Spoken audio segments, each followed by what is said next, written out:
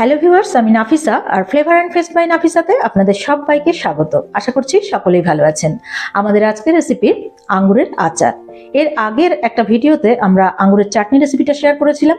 আজকে নিয়ে এসেছি আঙ্গুরের আচারের রেসিপি। দারুণ স্বাদের এই আঙ্গুরের আচার কিভাবে বাড়িতে খুব সহজে বানিয়ে ফেলবেন চলুন দেখে নেওয়া যাক।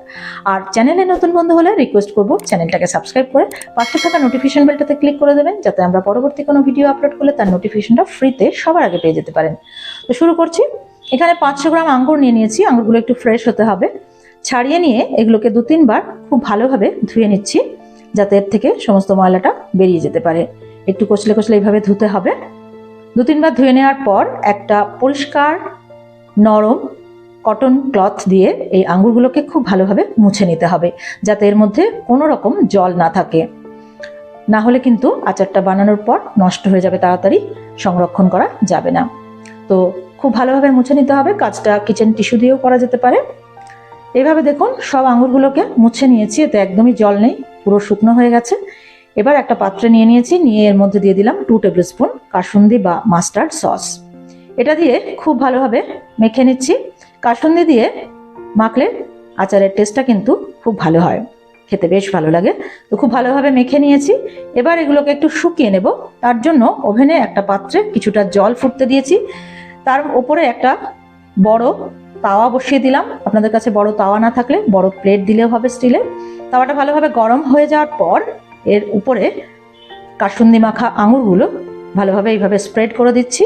দিয়ে 15 থেকে 20 মিনিট এটাকে এইভাবে শুকিয়ে নেব। কাজটা রোদে দিয়েও করতে পারেন, রোদে শুকোনোর অপশন থাকলে রোদে দিয়ে শুকলে তো আরো ভালো হয়।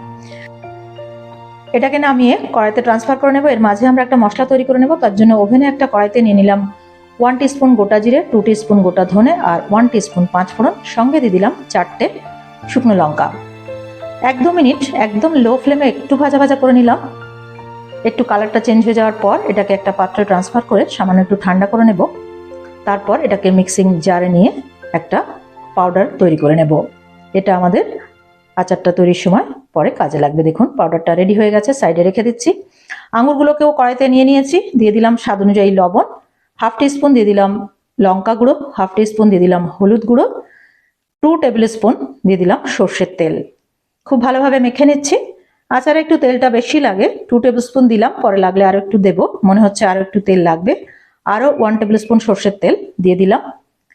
দিয়ে খুব ভালোভাবে সবকিছুকে আঙুরের সঙ্গে মেখে নিচ্ছি। এবার এর মধ্যে দিয়ে দিচ্ছি 1/2 কাপ বা 100 গ্রাম বাতাসা। আপনারা বাতাসার পরিবর্তে চিনি বা গুড়টাও ইউজ করতে পারবেন। বাতাসাটা দিয়ে ভালোভাবে মেখে নিচ্ছি, নিয়ে 10 মিনিট এভাবেই রেখে দেব। যেহেতু আঙুরটা খুব মিষ্টি তাই বাতাসাটা একটু কমই দিলাম, মাত্র 100 গ্রাম দিয়েছি। 10 মিনিট পর দেখুন বাতাসাটা অনেকটা গলে গেছে। এবার কড়াইটাকে ওভেনে বসিয়ে দিলাম, গ্যাস ওভেনে। একটা বয়েল আসতে দেব, ফ্লেমটা মিডিয়ামে আছে।